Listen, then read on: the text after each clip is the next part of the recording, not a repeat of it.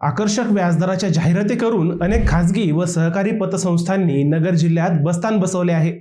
त्यापैकी अनेक पतसंस्थांचा कारभार हा उत्कृष्ट आहे, परंतु अनेक पतसंस्थांमध्ये फसवणूक झाल्याच्या तक्रारीही आहेत। पतसंस्थांमधील गैरव्यवहार रोखण्यासाठी सहकार विभागाने आता कडक पावले उचलली आहेत। राज्यातील सर्व 20,000 पतसंस्थांची माहिती एकत्र करण्यासाठी सहकार विभागाने स्वतंत्र पोर्टल तयार केले आहे। त्यावर पतसंस्थांनी आपली माहिती अपलोड करण्यास सांगण्यात आले आहे। विशेष म्हणजे या पोर्टलवर नगर जिल्ह्यातील 2028 पैकी 95 पतसंस्थांनी आपली माहितीच भरली नसल्याने त्यातील ठेवीदारांचे टेन्शन वाढले आहे।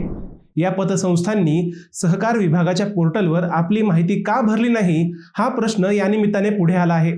जर या पतसंस्थांनी माहिती भरली नाही तर त्या अवसायनात काढण्याचा थेट इशारा सहकार विभागाने दिला आहे। नेमकं काय आहे हे सगळं प्रकरण हेच या व्हिडिओतून आपण पाहणार आहोत। नमस्कार, मी अजय आणि आपण पाहत आहात अहिल्यानगर लाईव्ह 24, नगरी घडामोडींचं परफेक्ट ॲनालिसिस। महाराष्ट्रात जसं सहकाराचं जाळं पसरलं तसं पतसंस्थांचं जाळंही पसरलं। राज्यात सुमारे 13,412 नागरी व ग्रामीण बिगर कृषी सहकारी पतसंस्था आहेत। शिवाय 6,536 पगारदार कर्मचारी सहकारी पतसंस्थाही आहेत। या दोन्ही मिळून राज्यात 19,948 पतसंस्था आहेत। सहकाराचे एवढे मोठे जाळे असूनही राज्यातील या सर्व पतसंस्थांची एकत्रित माहिती सहकार विभागाकडे सध्या तरी उपलब्ध नाही। त्यातच सहकारी पतसंस्थांमध्ये फसवणूक होण्याचे प्रमाणही वाढले आहे। त्यामुळे या सर्व पतसंस्थांची माहिती एकत्रितरित्या उपलब्ध करून देण्यासाठी सहकार विभागाने ऑनलाईन MIS प्रणाली सुरू केली।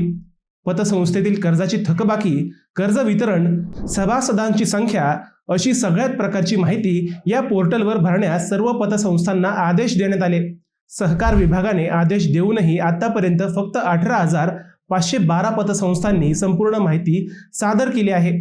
यात नगर जिल्ह्यातील 2028 पतसंस्थांपैकी 95 संस्थांनी आपली माहिती या पोर्टलवर भरलेलीच नाही। राज्यात बिगर कृषी सहकारी पतसंस्था नियामक मंडळ या पतसंस्थांवर देखरेख करते, मात्र पतसंस्थांकडून मिळणारी आर्थिक माहिती परिपूर्ण नसते। त्यामुळे अनेकदा पतसंस्था बुडीत निघाल्यानंतर किंवा गैरव्यवहार झाल्यानंतरच सहकार विभागाला त्याची माहिती मिळते। तोपर्यंत उशीर झाल्याने सभासदांचे हितरक्षण करणे अवघड होते। त्यामुळे पतसंस्थांमधील सर्व आर्थिक माहिती गोळा करण्याच्या उद्देशाने सहकार विभागाने हे MIS पोर्टल सुरू केले आहे। या संदर्भात उपनिबंधकांना या पतसंस्था बंद आहेत असे समजून त्यांवर कारवाई करावी असे आदेश सहकार खात्याने यापूर्वीच दिलेले आहेत। त्यामुळे प्रत्येक पतसंस्थेने या पोर्टलवर माहिती भरणे गरजेचे आहे।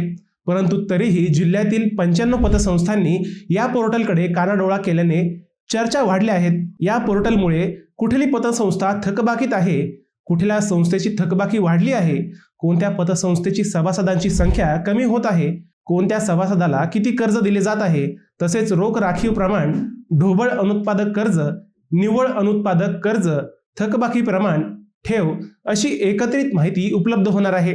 पहिल्या टप्प्यात आर्थिक वर्षाच्या सरतेशेवटी ही माहिती गोळा केली जाणार आहे, तर दुसऱ्या टप्प्यात सॉफ्टवेअरमध्ये बदल करून ही माहिती त्यावेळी अर्थात रिअल टाइम दररोज उपलब्ध होईल अशी व्यवस्था करण्याचा प्रयत्न सहकार विभाग करणार आहे। परंतु एवढं महत्त्वाचं पोर्टल असूनही काही पतसंस्थांनी या पोर्टलकडे अक्षम्य दुर्लक्ष केल्याचं दिसत आहे। विशेष म्हणजे जिल्ह्यातील या 95 पतसंस्थांची माहिती सहकार विभाग लवकरच प्रसिद्ध करणार आहे। त्यामुळे खातेदारांनी किंवा ठेवीदारांनी स्वतः सजग होऊन आपापल्या ठेवी असलेल्या पतसंस्थेवर लक्ष ठेवणेही गरजेचे झाले आहे। मित्रांनो, तुम्हाला हा विषय कसा वाटला हे आम्हाला कमेंट करून नक्की कळवा। शिवाय व्हिडिओ आवडला असेल तर चॅनलला सबस्क्राईब करून व्हिडिओला लाईक करायला विसरू नका। पुन्हा भेटूयात नव्या विषयावर, तोपर्यंत सप्रेम नमस्कार।